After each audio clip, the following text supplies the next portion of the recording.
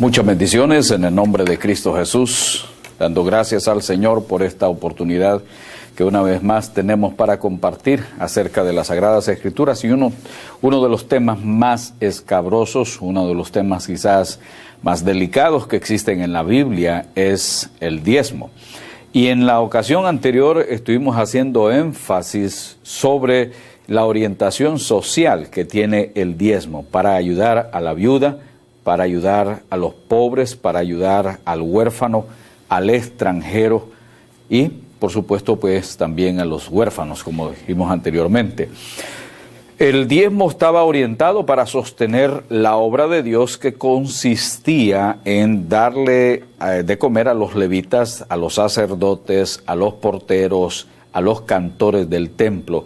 Así que tenía esa doble dimensión. Dios quería enseñarle a las personas a que pudieran dar, porque más bienaventurado es dar que recibir, pero al mismo tiempo que esa dádiva que se está extendiendo sea para también, no solamente ayudar al sector religioso, sino para también la obra social. En el Nuevo Testamento existen muchas enseñanzas que vamos a continuar profundizando sobre el tema del diezmo. Y existen aquí varias preguntas. ¿Fue el diezmo realmente abolido o no fue abolido? ¿Era el diezmo solamente para el Antiguo Testamento o también se toman algunas enseñanzas del Nuevo? ¿Cómo hizo la iglesia primitiva para el sostenimiento del ministerio y dar la ayuda a los más necesitados? Veamos lo que nos dicen los evangelios con respecto a lo que Jesús nos enseña aquí en la palabra del Señor. Y en el evangelio según San Mateo se nos dice: «Ay de ustedes, maestros de la ley y fariseos hipócritas, dan la 10ª parte de sus especias, la menta, el anís y el comino, pero han descuidado los asuntos más importantes de la ley, tales como la justicia, la misericordia y la fidelidad. Debían haber practicado esto sin descuidar aquello». Mateo 23:23 en la Nueva Versión Internacional. Pero vamos a analizar este punto primero. Mateo es un judío y está escribiendo una situación que sucedió entre un grupo de religiosos judíos. Judíos quienes eran apegados a la tradición del diezmo porque era parte también de la ley. Pero ¿qué fue lo que pasaba con estas personas que diezmaban hasta el grano más pequeño de las cosechas? Ellos lo hacían siguiendo simplemente la tradición como si esto fuera únicamente un rito. En el tema anterior explicamos que era el 10% de las cosechas y el 10% del ganado que se llevaba al alfolí, y explicamos que el alfolí era el granero donde se guardaba todos los alimentos, y por eso el Señor decía: «Y probadme en esto, si no os abriré las ventanas de los cielos», y Él enviaría aquella lluvia preciosa que haría que las cosechas dieran todavía más fruto y que el alimento siempre estuviera en la casa de Yahvé. ¿Para qué? Para darle de comer a los huérfanos, a las viudas, al extranjero, a los levitas, a los cantores y a todos los que trabajaban también en la obra del Señor. El problema de los religiosos fariseos y los maestros de la ley es que ellos se habían apegado a ese literalismo, olvidándose de la justicia, la misericordia y la fidelidad. Veamos bien entonces qué querría decir Jesús con esto. Estos religiosos habían caído en la hipocresía y en el apego de las tradiciones religiosas solamente. Ellos se habían olvidado prácticamente de lo que era la justicia. Vamos a ver en cuanto el sadak. ¿Qué es el sadak en hebreo? Significa ser recto, tener la razón, es un término que se usa así también, como también el ser justificado o ser justo. Eso significa ese término hebreo. El significado básico de sadak es ser recto o justo. Es un término jurídico que involucra todo el proceso de justicia. Dios es justo en todas las relaciones y comparado con Él, ningún ser humano es justo. La Septuaginta o la versión de los 70 traduce el verbo al griego de dikaio, que significa hacer justicia justamente o vindicar. La traducción más frecuente en las versiones del castellano es justificar. Otras versiones la traducen como razón, absolver, declarar justo, declarar inocente. Así es que ellos habían olvidado esa parte, la justicia, ser justos con aquellos que también más necesitan. Y lo otro es el término misericordia, el Hesed, que encontramos nosotros ahí en el Antiguo Testamento, en hebreo.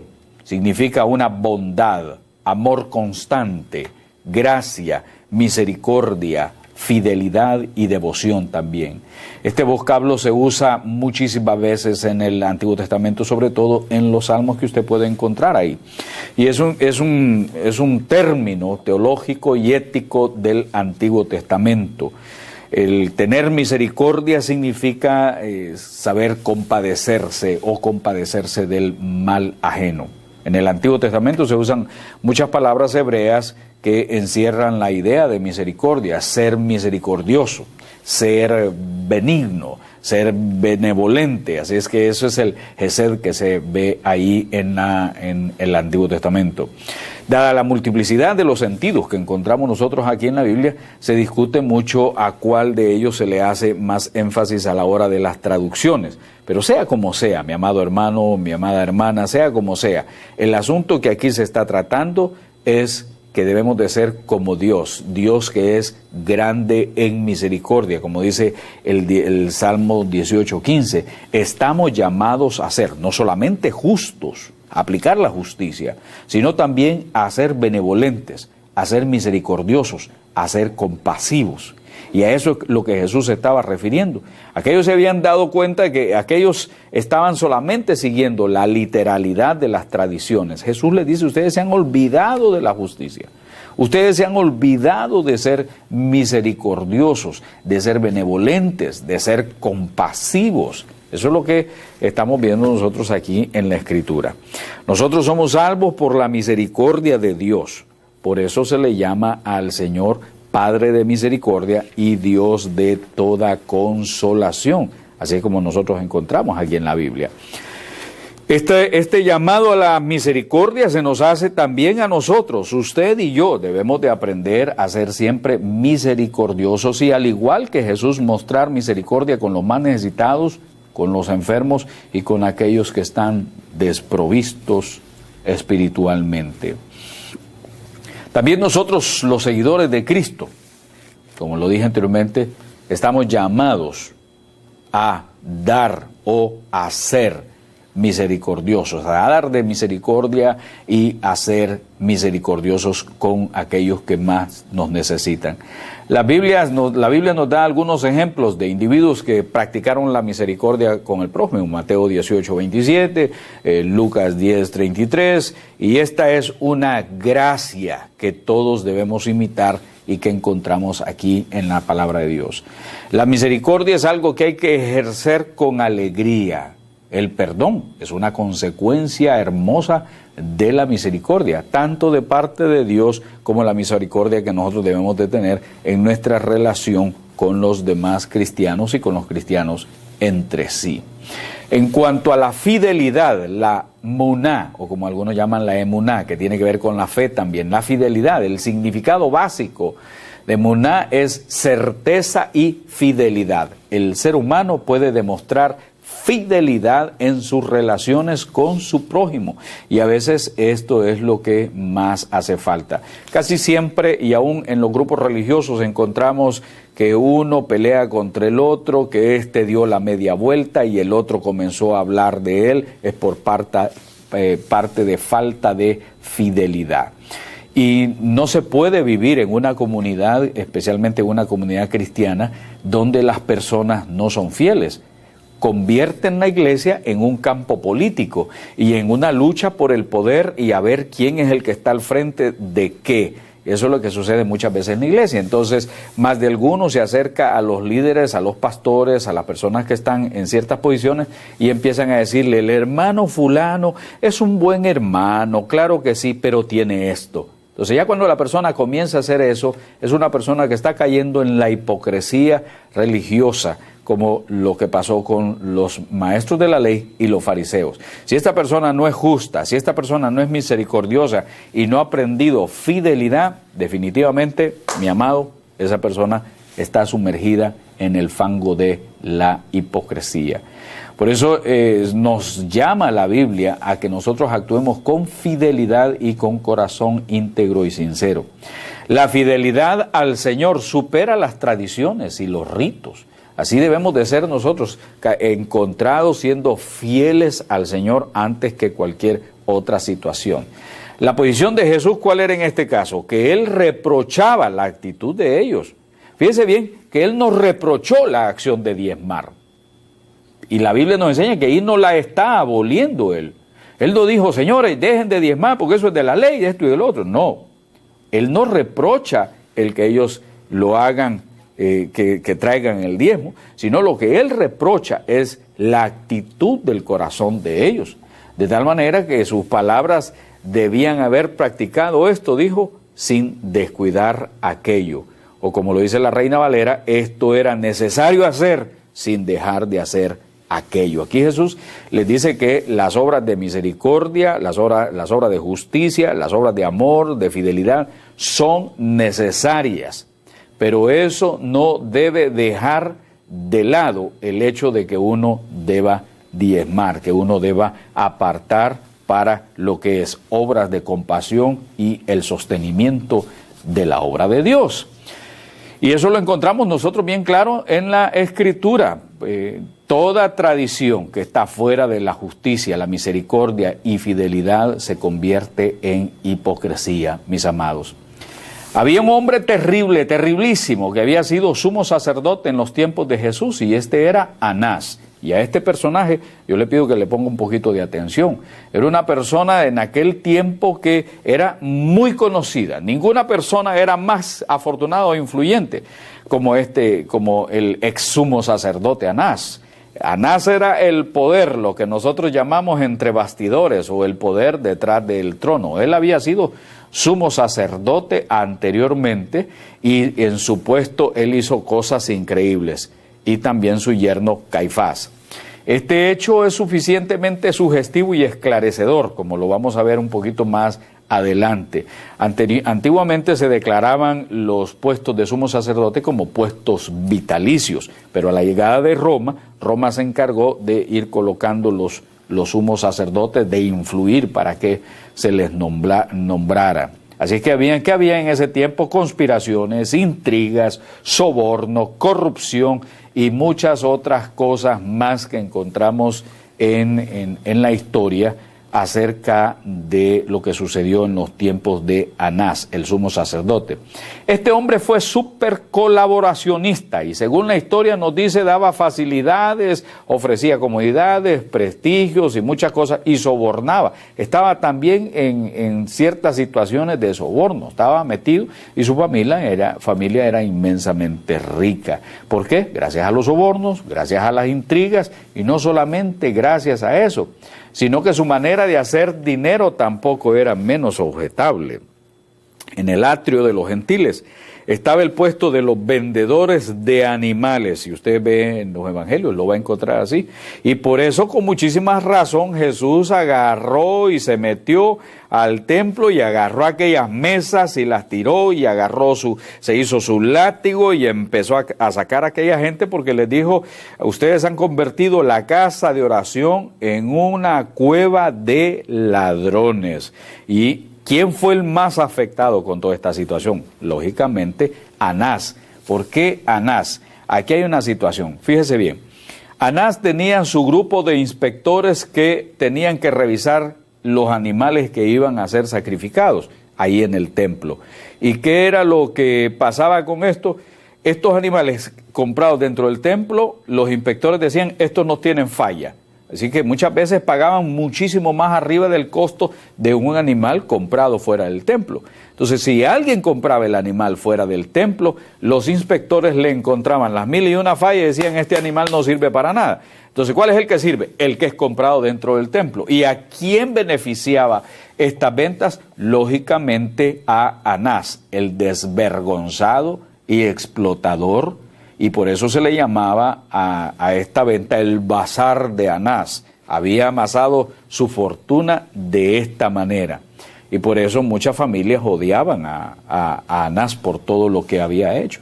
Y muchos decían, la casa de Anás es una casa de serpientes, de silbidos, de serpientes, y sus hijos los tesoreros, los yernos eran guardias de los guardias del templo, y todavía sus criados metidos ahí bajo la cobertura de él, y su yerno el próximo sumo sacerdote. Era un corrupto, en otras palabras, y con razón este fue el primero en tratar de que se arrestara a Jesús, porque el mensaje de Jesús le había puesto en peligro sus ingresos y sus ganancias.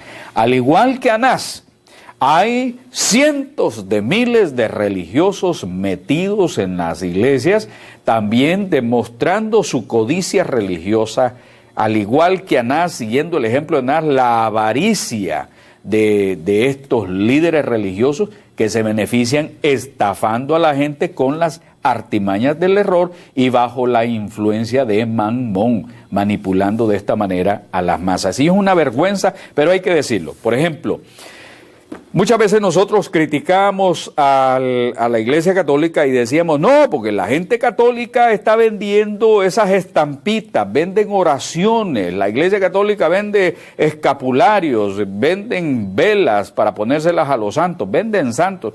Y entonces criticamos muchísimo esta situación. Dentro del pueblo evangélico, hermanos, seamos honestos y seamos sinceros al señalar esta situación. ¿Cuántos negocios fraudulentos se han hecho dentro de las iglesias? ¿Cuántos oportunistas bajo el espíritu de Anás han sacado el dinero a la gente a como ellos han podido, haciendo toda clase de peripecia con tal de sacarles el dinero? ¿Cuántos líderes se han visto comerciando con ese famoso frasquito del aceite de la sangre de Jesús que le llaman en uno de los canales de televisión americanos? Lo vi, de esos que uno desea hasta romperse las vestiduras de ver cómo el pueblo es engañado. Una televangelista vendiendo esas cubrecamas con versículos bíblicos. Uno se queda sorprendido de ver cómo hasta los medios de televisión se prestan para este tipo de comerciales, donde se hace ver en la misma televisión: pase bajo el manto sagrado que viene desde allá del monte Sinaí, le estamos vendiendo a usted el frasquito del agua del río Jordán para que lo cuelgue ahí en el pecho, que le va a traer bendición. Póngase de este aceitito porque le va a traer bendición en la vida suya. Hermano, déjeme decirle en estas palabras, y con gran vergüenza lo digo, son personas que han perdido ya completamente la vergüenza y llegaron al punto del descaro. Engañadores, lobos con piel de oveja, engañando al público, viendo cómo le sacan el dinero a como puedan. Y esta es una ofrenda especial para tal cosa. Y vamos con la otra ofrenda que es para tal cosa. Y ahora viene el diezmo. Y el que no el del diezmo se va a quedar sin trabajo. Le va a caer las plagas, el saltón, el revoltón, la langosta. Y por eso el diablo los tiene así. Entonces, toda esta situación, todo este drama que se presenta para sacar el dinero a la gente, no es más que bajo el espíritu de Anás.